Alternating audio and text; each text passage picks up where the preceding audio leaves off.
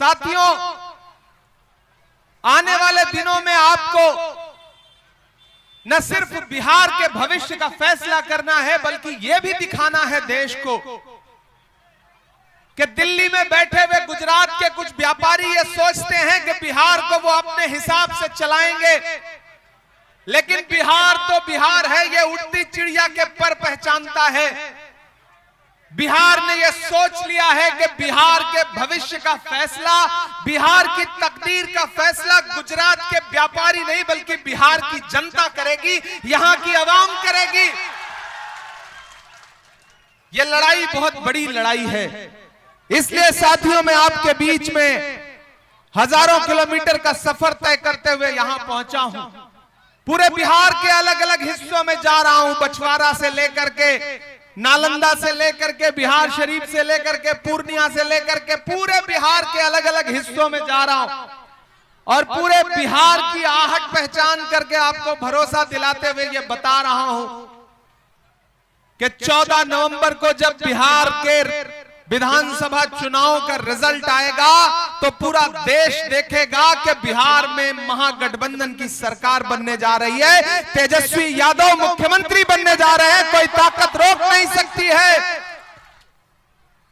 पिछली बार भी आपने कुछ नहीं देखा था, सिर्फ हाथ के पंजे का निशान देखा था, और इस बार भी आपको बस एक चीज का ध्यान रखना है कि ये लड़ाई दो ताकतों के बीच में है।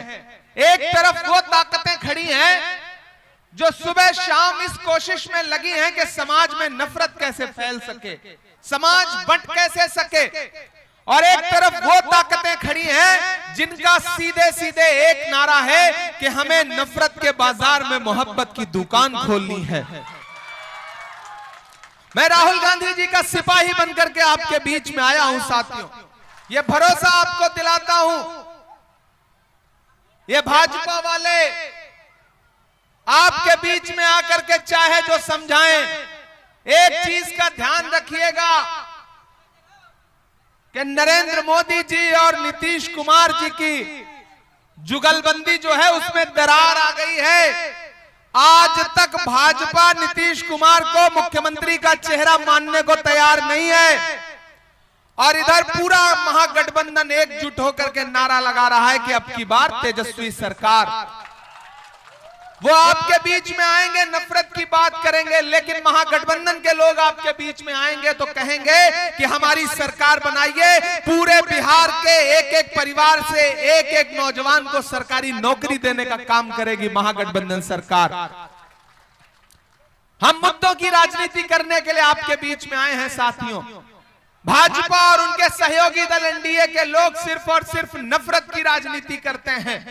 कोई भी प्रदेश हो, मैं उत्तर प्रदेश से आया हूं, मेरी आंखों में उत्तर प्रदेश में टूटते हुए घर हैं, मेरी आंखों में असम में लोगों की उजड़ती हुई छत है। इसलिए मैं भी आप लोगों से कहना चाहता हूं खास तौर से कि ये जो राजनीति का वक्त है ये बड़ा मुश्किल वक्त है, इसमें आपको बहुत होशमंदी से काम लेना है।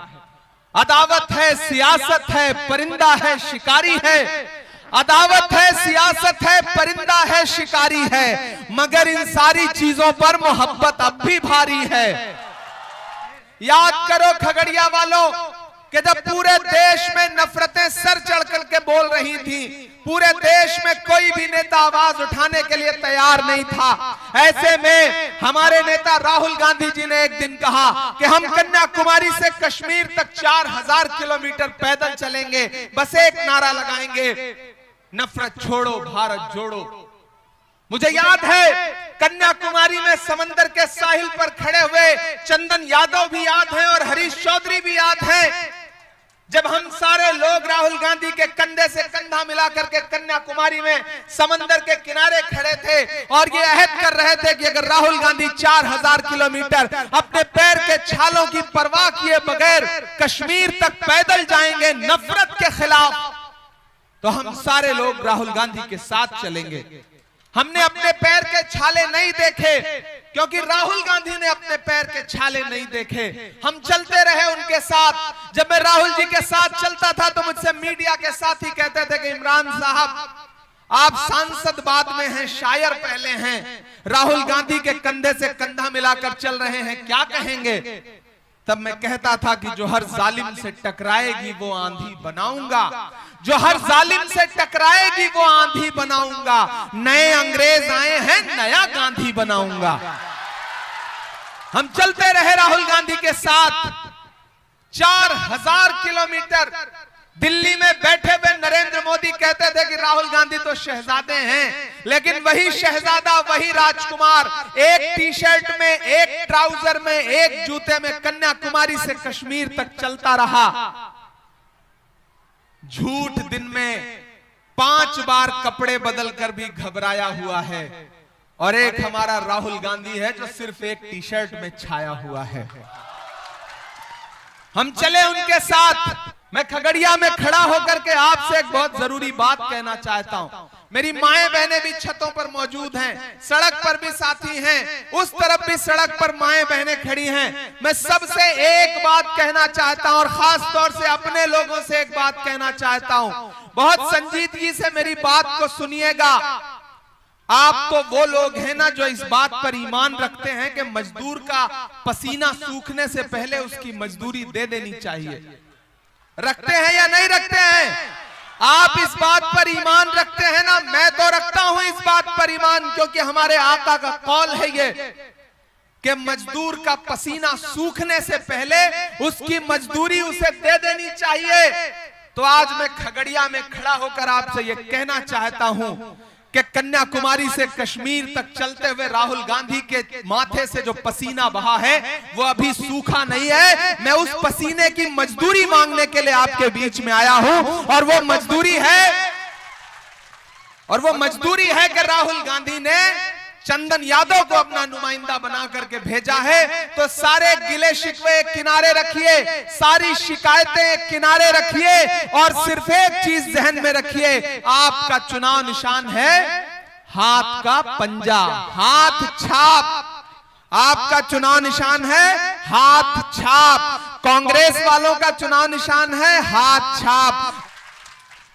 और आज अगर मैं आपके बीच में आ गया हूं तो फिर मेरे आने की लाज तो आपको बचानी ही पड़ेगी, बचानी पड़ेगी आपको। और वो जो साजिश करने वाले लोग हैं, आपको आज से उनसे कह दीजिए कि कैंची से चिरागों की लवें काटने वालों, कैंची से चिरागों की लवें काटने वालों, कुदरत के करिश्मों से लड़ोगे तो मिटोगे। तुम फूल को चुटकी में मसल सकते हो, लेकिन खुशबू को बिखरने से नहीं रोक सकोगे। आपने देखा है कि आपके मुद्दों पर जब भी आवाज उठाने की जरूरत पड़ी है, खुदा ने मुझे शायरी का हुनर दिया तो उस हुनर से भी मैंने आपके मुद्दों पर आवाज उठाई। और एक दिन जब राहुल गांधी जी ने मेरा हाथ पकड़ के मुझसे कहा कि इमरान, देश की सबसे बड़ी पार्लियामेंट में जाओ, राज्यसभा में जाओ और गरीब आवाम के लिए आवाज बुलंद करो, तो वहां जाकर के भी मैं देश के हाकिम की आंख से आंख मिलाकर के बिना डरे बोलता रहता हूं। मैं डरा नहीं, मैं झुका नहीं, कहीं छुप छुपा के खड़ा नहीं। मैं डरा नहीं, मैं झुका नहीं, कहीं छुप छुपा के खड़ा नहीं। जो डटे हुए हैं महाज पर, मुझे उन सफों में तलाश कर।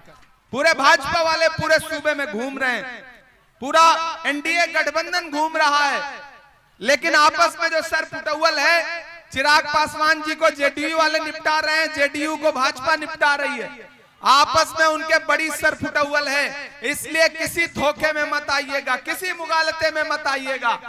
याद रखना साथियों, इस सरकार ने जो जो आपके साथ किया है, बिहार की सैकड़ों एकड़ जमीन एक झटके में 1 रुपए एकड़ के भाव से मोदी जी ने अडानी को दिलवा दी। जिस जमीन में आप खेती करते हैं वो जमीन अडानी के नाम बेची जा रही है। इसलिए भी आपसे अपील कर रहा हूं, याद है उनका नारा कि भाइयों बहनों, याद है, चौकीदार हूं, मेरे हाथ में देश के खजाने की चाबी सौंप दो, मैं देश नहीं लूटने दूंगा। याद है? अब तो मैं पूरे देश में जाकर के और पार्लियामेंट में भी खड़ा होकर के उनसे पूछता हूं कि कहां सोया है चौकीदार। मुझे पता है आप पिछले 2-2.5 घंटे से भाषण सुन सुन के थक गए हैं, इसलिए मैं नहीं चाहता कि आपका और इम्तिहान लिया जाए। मैं उनसे पूरे बिहार में जाकर के पूछ रहा हूं कि कहां सोया है चौकीदार, कहां सोया है चौकीदार। अब बिहार में बनने वाली गठबंधन सरकार, कहां सोया है चौकीदार, कहां सोया है चौकीदार। के चाय, बड़े समझदार लोग हैं खगड़िया के, आप बस चाय का नाम ले लो, इनको स्वाद आ जाता है, बोलने की भी जरूरत नहीं पड़ती है। कि चाय बेचने वाला पूरा भारत बेच रहा है। बेच रहा है कि नहीं बेच रहा है? बेच रहा है कि नहीं बेच रहा है? कि चाय बेचने वाला पूरा भारत बेच रहा है। इसी काम में हासिल उसे महारत बेच रहा है। कि रेल बिक गई, तेल बिक गया, बिका हवाई अड्डा। अगली जो लाइन है ना, उसमें एक नाम आएगा और नाम सुन के ना मजा आए तो फिर आपकी तालियों का शोर पूरे बिहार में और पटना और दिल्ली तक जाना चाहिए। मैं पढ़ता हूं कि रेल बिक गई, तेल बिक गया, बिका हवाई अड्डा। सब कुछ बिकता देख के खुश हैं अपने जेपी नड्डा। के जनता महंगाई की मारी करती हाहाकार, कहां सोया है चौकीदार, कहां सोया है चौकीदार। अब बिहार में बन जाएगी तेजस्वी सरकार, कहां सोया है चौकीदार, कहां सोया है चौकीदार। साथियों, और जो साजिश कर रहे हैं उनके नाम आखिर में 4 पंक्तियां पढ़ के जाता हूं। के दायरे में सिमट के आएगा, मुझे दिखना चाहिए आपका जोश। के दायरे में सिमट के आएगा, हर रवायत से हट के आएगा। आंधियों को जरा खबर कर दो, आंधियों को जरा खबर कर दो, शेर वापस पलट के आएगा। एक भी वोट बर्बाद नहीं करना है। हाथ छाप के अलावा एक भी वोट कहीं देने का मतलब है भाजपा को फायदा पहुंचाना। इसलिए एक भी वोट। अच्छा, सामने से एक आवाज आई कि 4 पंक्ति बिना पढ़े चले जाएंगे तो काम नहीं चलेगा। भाईजान का हुक्म है, मैं पढ़ देता हूं कि नफरत के कारोबार को बदलेगा ये बिहार, नफरत के कारोबार को बदलेगा ये बिहार। इस झूठे चौकीदार को बदलेगा ये बिहार, इस झूठे चौकीदार को बदलेगा ये बिहार। जुल्मत तेरे आसार को बदलेगा ये बिहार, दिल्ली की भी सरकार को बदलेगा ये बिहार। यहीं से शुरुआत होगी। ये क्रांति की धरती है बिहार। यहां आकर के बड़े बड़े व्यापारियों को मुंह की खानी पड़ती है। इसी के साथ आपसे विदा लूंगा क्योंकि जाना है, अगले 4 मिनट बाद टेक ऑफ करना है। इसलिए आप सबका बहुत शुक्रिया। फिर मुलाकात होगी।